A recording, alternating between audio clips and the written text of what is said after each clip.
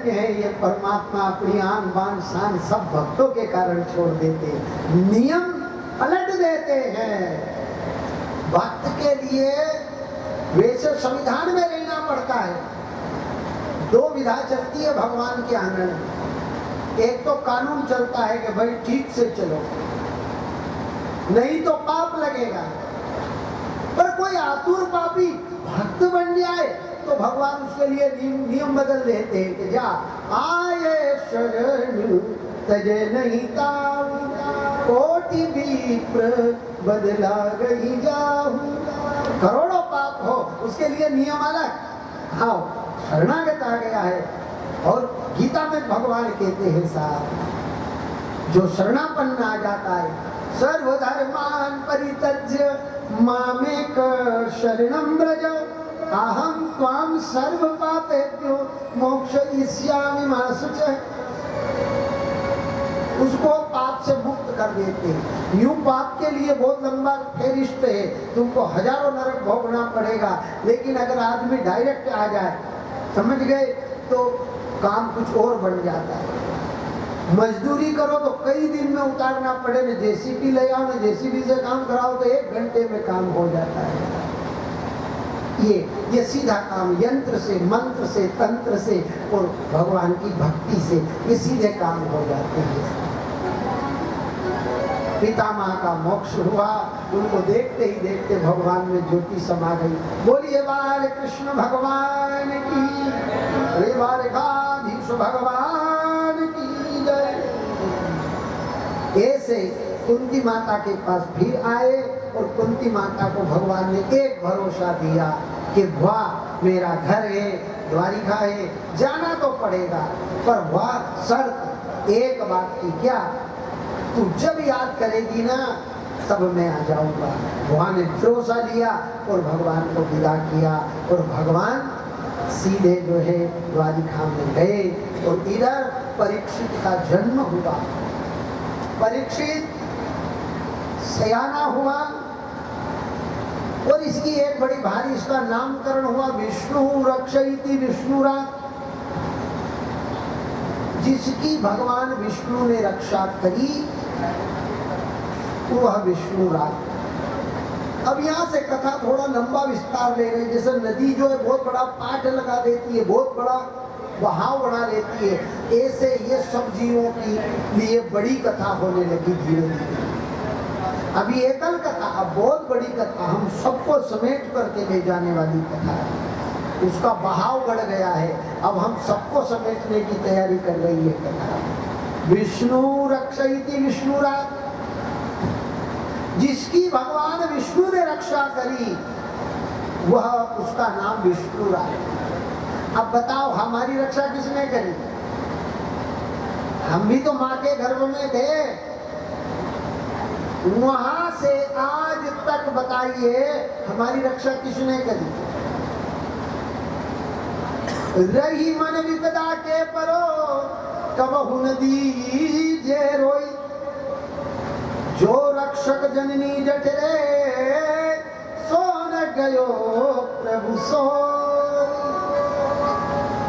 जो माँ के गर्भ से आज तक रक्षा कर रहा है, कितनी घटनाएं हो रही संसार में, वो गाड़ी, ये गाड़ी, वो फला बीमारी, ये ऐसा, ये घटना, वो घटना, ये फला, ये। हम तो आज जब भगवान के सामने बैठे तो कह सकते हैं ना कि आज तक हमारी रक्षा उसने करी, हम आज तक सुरक्षित हैं, तो हम विष्णुराती है ना। अब भागवत में एक, पर संसार में जितने हम बैठे सब विष्णुरात है। इसलिए कथा अब एक के लिए नहीं, अब सब के लिए हो रही। दूसरा नाम हुआ उसका परीक्षित। जो जीवन में परीक्षा करता हो, जो केवल परमात्मा को पहचानने के लिए ही नेत्र खोलता हो। भगवान ने कान दिए, बात की कान पुनीत बने, हरिओद की प्यारी कथा को सुनाए। पावन होती है जीभ अपावन।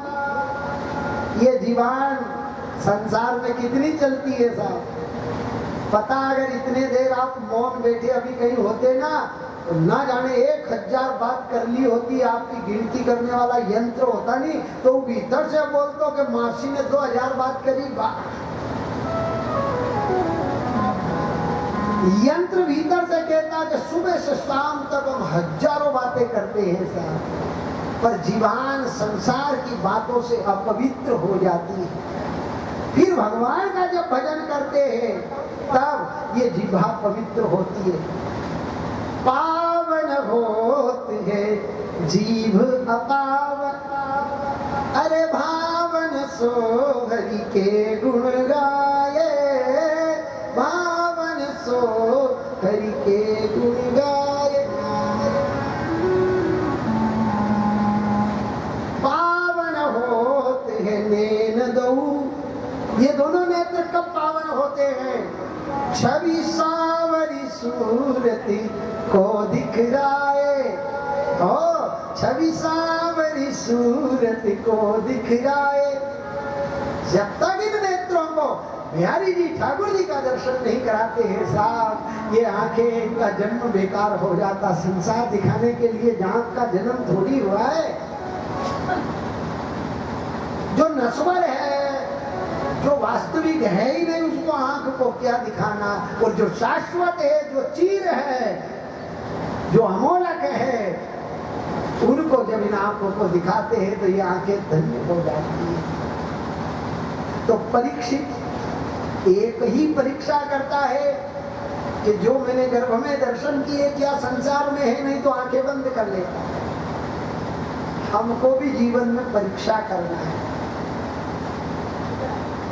संसार की परीक्षा, संसार में रहकर संसार के वासियों की परीक्षा, घर में रहकर घर वालों की परीक्षा, परिवार में रहकर परिवार की परीक्षा, बांधवों में रहकर बांधवों की परीक्षा, सब परीक्षा करके अंत में हमको भगवत प्राप्ति के लिए जो है परीक्षा करना है, तितिक्षा करना है, जिज्ञासा करना है साहब, ताकि हमको भगवान की अंत में प्राप्ति। ये परीक्षित के जीवन का उत्कर्ष। परीक्षित का जीवन ब्राह्मणों ने बहुत सारी फेरत लिस्ट बताई। फिर कहा कि यह जो है एक बार जंगल में जाएगा और ये जो है अनेक प्रकार का शिकार घेरेगा। उस समय जो है गाय और बैल का संवाद होगा, पीछे एक व्यक्ति होगा, उसको खड्ग निकालेगा, फिर उसको रहने के स्थान देगा और फिर सर्प को काटने से 7 दिन में इसकी ब्राह्मण के श्राप से मृत्यु होगी। ब्राह्मण दक्षिणा लेकर चले गए।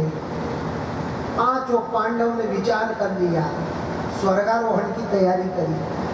5 पांडव ने मन में क्या समझा कि अब बेटा हो गया, जिसके घर बेटा हो गया, फिर हमारी मति घर में रहे, हमारी मति धन में रहे, तो साहब हमारी मति को धिक्कार है।